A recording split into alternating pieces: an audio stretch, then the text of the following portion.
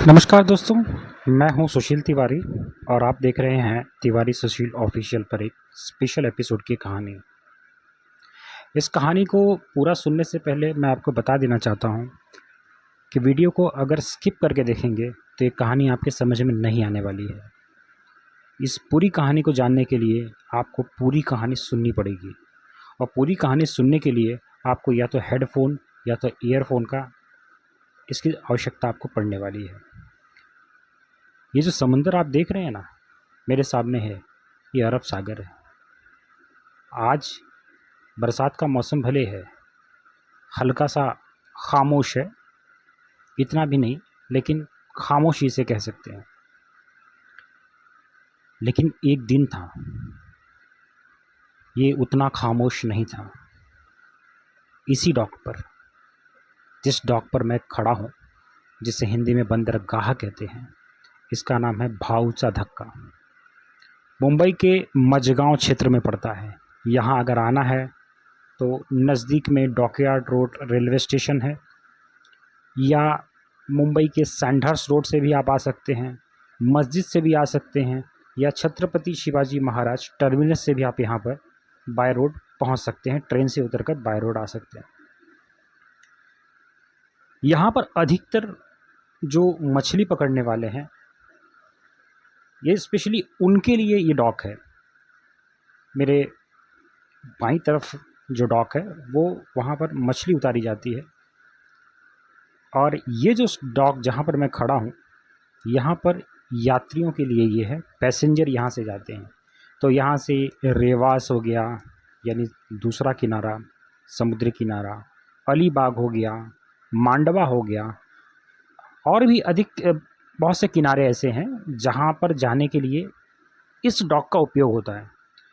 मेरे पीछे ठीक M2M की फेरी चलती है, जिसमें कार, बस, बाइक उसके भीतर भरकर वो मांडवा जेटी तक लेकर जाती है, और वहाँ से फिर जो पैसेंजर है वो या तो मांडवा जाते हैं या अलीबाग जाते हैं।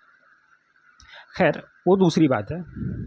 लेकिन अभी जिस कहानी की मैं बात कर रहा हूँ, जो कहानी मैं आपको बताने वाला हूँ, वो कहानी इतनी भयानक कहानी है जो कि इतिहास के पन्ने में दर्ज होनी चाहिए थी, लोगों को पता होनी चाहिए थी, लेकिन उसकी खबर को दबा दिया गया। भारत के लोग ही नहीं, यहाँ महाराष्ट्र और मुंबई के लोगों को भी अभी इस कहानी के बारे में नहीं पता।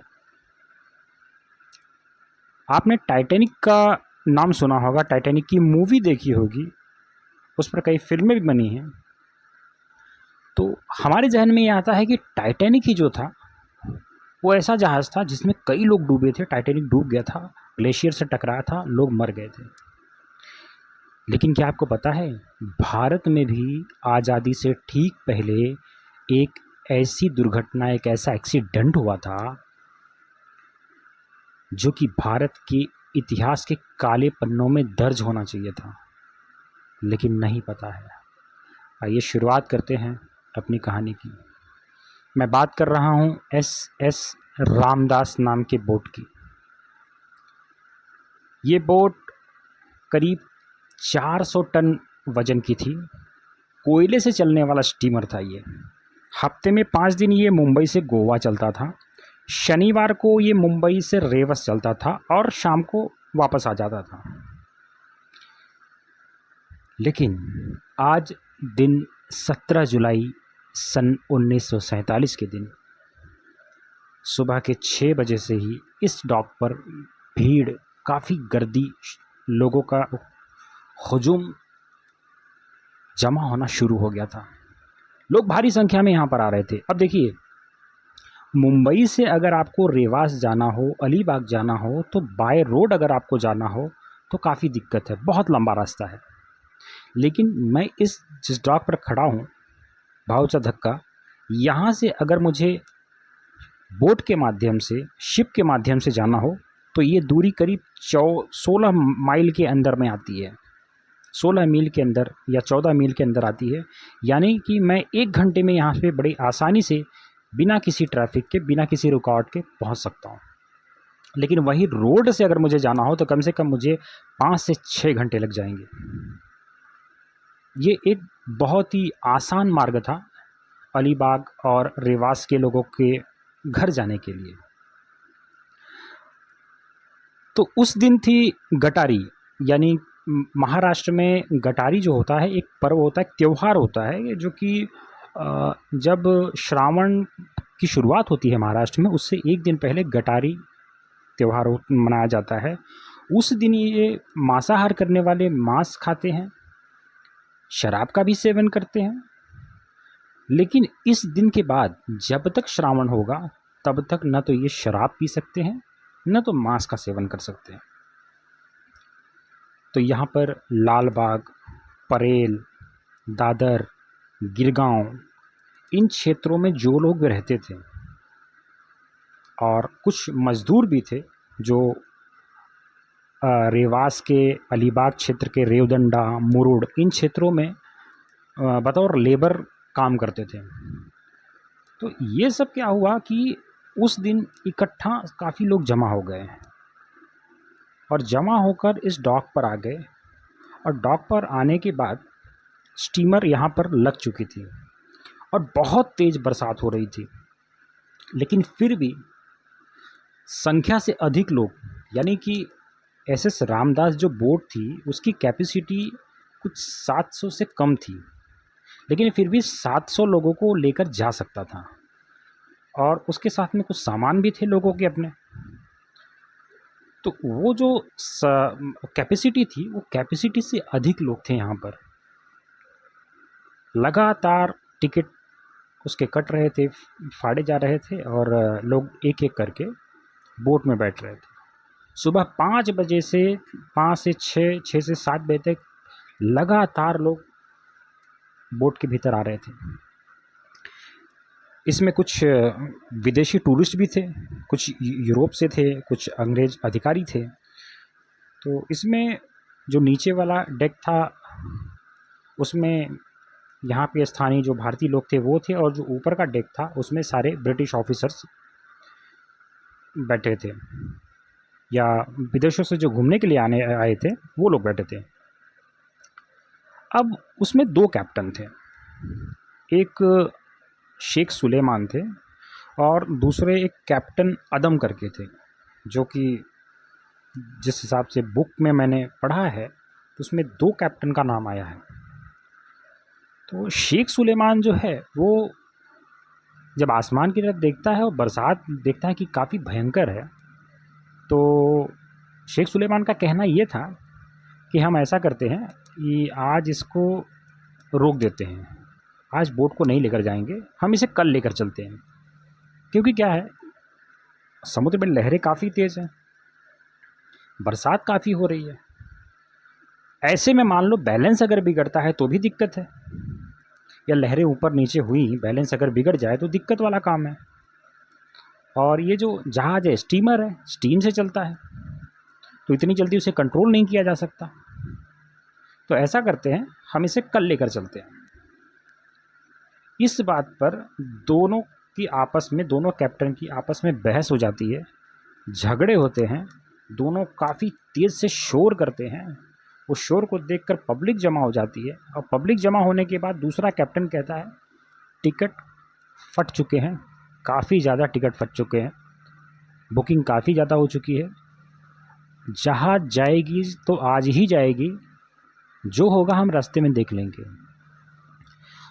उसी जहाज़ से जो मुरुड में जंजीरा, आपने नाम सुना होगा, मुरुड में जंजीरा करके किला है, जंजीरा पैलेस है, उस पैलेस के नवाब यानी जंजीरा के राजा सिद्दी उस दिन वो भी उस जहाज़ से जाने वाले थे।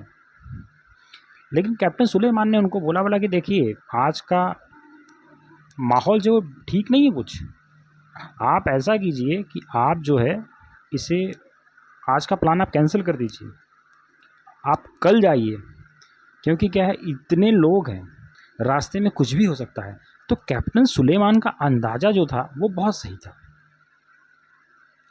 वो एक जिम्मेदारी के साथ में बात कर रहा था। तो वो नवाब ने जो है अपना प्लान कैंसिल कर दिया, वो दूसरे दिन दूसरी बोट से आए। ऐसा एक उस समय जो एक प्रत्यक्षदर्शी जो बचा है उनका स्टेटमेंट है।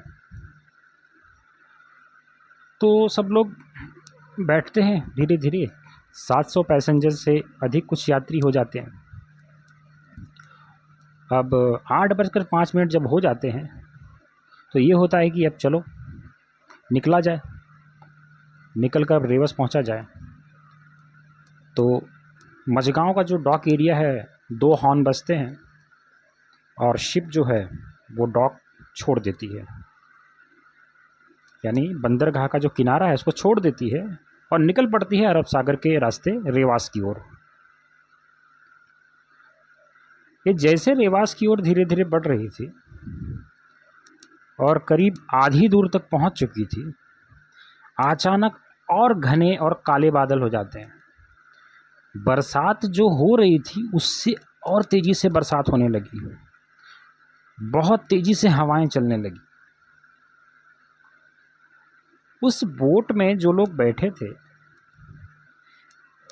ये आज जो बोट डूबने वाली है, इससे 20 साल पहले 2 बोट और डूबी थी। उसकी बातें चल रही थी कि इसी तरह समुद्र में तूफान आया था और वो बोट डूब गई थी, हालांकि उसमें लोग बच गए थे। उसकी भी कहानी मैं बाद में बताऊंगा किसी दिन दूसरे वीडियो में, लेकिन आज हम जिसके ऊपर चर्चा कर रहे हैं वो कहानी सुनेंगे। कुछ प्रेग्नेंट महिलाएं थीं, कुछ नई नई शादियां हुई थीं, और भी कुछ लोग थे, व्यापारी थे, जैसे मैंने बताया कि लेबर थे, लोग अपने गांव भी जा रहे थे, मछुआरे थे स्थानीय, और वारकरी संप्रदाय के कुछ लोग थे जो उसमें अपने भजन वगैरह शुरू किए थे। और धीरे धीरे वह जहाज़ आगे बढ़ रही थी। बीच रास्ते में लहरें बहुत तेज़ हो जाती हैं, यानी जहाज़ को हिलाने लगती हैं, बहुत तेज़ी से हिलाने लगती हैं। इतनी तेज़ी से हिलाने लगती हैं कि जहाज़ का बैलेंस बिगड़ना शुरू हो जाता है।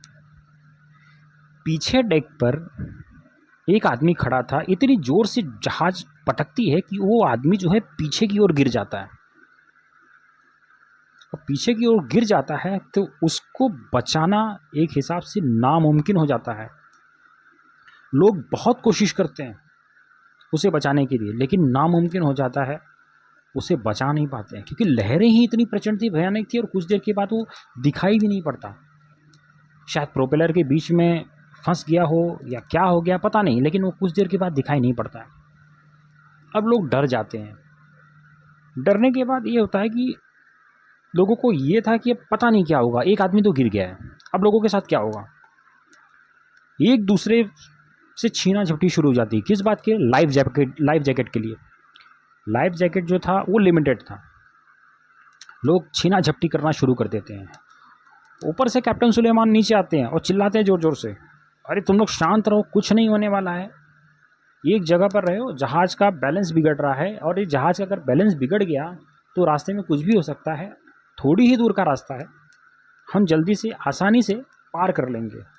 लेकिन पब्लिक थी कि सुनने को राजी ही नहीं थी, वो एक तरफ आ जा रही थी, जहाज़ का बैलेंस बिगड़ जा रहा था। फिर किसी तरह वो क्रू मेंबर जो थे उनको बता रहे थे, उनको संभालने की कोशिश कर रहे थे, लेकिन कोई सुनने के लिए राजी नहीं था। ऊपर एक तिरपाल था जो कि जिससे जहाज़ को ढका गया था ताकि बरसात का पानी नीचे नहीं आए। तो एक तरफ का तिरपाल फट के निकल गया था, तो बरसात भी हो रही थी, कुछ लोग भीग रहे थे, तो वहाँ से भी कुछ लोग भीतर की तरफ आ गए थे, ये भी एक बैलेंस बिगड़ चुका था। तो क्रू मेंबर उसको ठीक करने में लगे हुए थे। धीरे धीरे बोट आगे बढ़ती है तो रेवस और मांडवा, जो अभी का जो अलीबाग जब जाएंगे तो आपको मांडवा किनारे पर उतारा जाता है, मांडवा जेटी जिसे बोलते हैं, और रेवस जेटी का मतलब होता है बंदरगाह, जहाँ पे टर्मिनल वो एक तरीके से बोल सकते हैं, जहाँ पर जहाज़ से उतरा जाता है। तो मांडवा जेटी और रेवस जेटी, इन दोनों के बीच में अरब सागर में एक छोटा सा आइलैंड है, छोटा सा ही, बहुत छोटा सा है, उस पर गिने चुने लोग ही खड़े हो सकते हैं, ज़्यादा बड़ा भी नहीं है। और जब कभी हाई टाइड वगैरह आता है तो ये आइलैंड जो है ये छुप भी जाता है। जैसे ये उस आइलैंड के करीब पहुंचने वाला था, दो बड़ी बड़ी लहरें आती हैं और लहरें जहाज को हिला कर रख देती हैं। यानी कि वो जो बैलेंस बचाने की कोशिश कर रहे थे, अब तो सच में बैलेंस बिगड़ चुका था। यहाँ की पब्लिक वहाँ जा रही थी, दाहिनी ओर की पब्लिक बाईं ओर जा रही थी, बाईं ओर की पब्लिक फिर सड़क कर दाहिनी ओर जा रही थी। दो बड़ी बड़ी लहरें आती हैं, फिर भी किसी तरह से जहाज़ को कंट्रोल किया जाता था। अब देखिए, ये हमेशा तो जहाज़ मुंबई से गोवा चलता था, लेकिन बीच में रेवस क्यों जाता था? तो रेवस में क्या है, कोयला भी भरने के लिए जाता था कभी कभी, ऐसा बताया गया है। कोयला भी भरने के लिए वहाँ पर जाता था, फिर कोयला भर के यहाँ पे मुंबई आ जाता था शाम के समय। दो बड़ी बड़ी लहरें आती है, जहाज़ का बैलेंस बिगड़ जाता है। तो कुछ लोगों का कहना है कि बीच में जो आइलैंड है उसका नाम है गुल आइलैंड, यानी मराठी में से काश्या सा खड़क, खड़क मतलब पत्थर बोलते हैं, वो स्टोन है तो काश्या सा खड़क बोलते हैं, हिंदी में गुल आइलैंड बोलते हैं। तो काश्या सा खड़क के पास जब पहुंचती है तो कुछ लोग ऐसा बोलते हैं कि उससे टकराकर जहाज़ टूट गई, यानी छेद हो गया। लेकिन प्रत्यक्षदर्शियों ने ऐसा बताया कि ऐसा कुछ भी नहीं हुआ था। दो बड़ी लहरों से जहाज़ का डिसबैलेंस बिगड़ा और दक्षिण दिशा के बाद तीसरी एक इतनी बड़ी लहर आई कि पूरी जहाज़ को पलट कर रख दिया। जहाज़ के भीतर जितने लोग थे वो सब पानी में आ गए। कुछ लोग तो वो त्रिपाल जो था उसके बीच में दबकर मर गए, वो निकल ही नहीं पाए वहाँ से।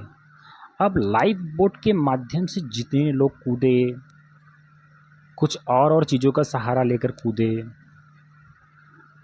तो ऐसा बताया जाता है कि कुछ लोग एलिफेंटा पहुँचे उसके माध्यम से, कुछ लोग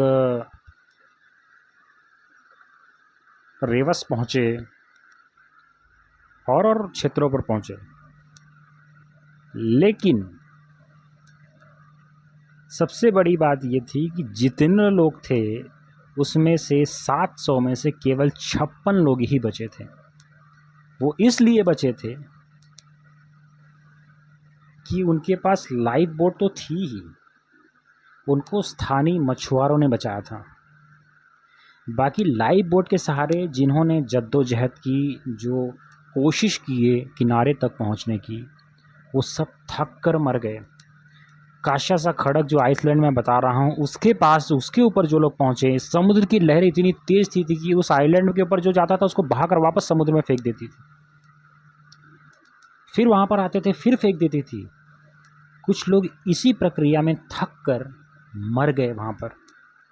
किसी के सर में चोट लगी, किसी के पैर में चोट लगी, किसी की टांगें टूट गई, और उन कुछ लोगों की आंखों के सामने देख रहे थे जहाज डूब रहा था।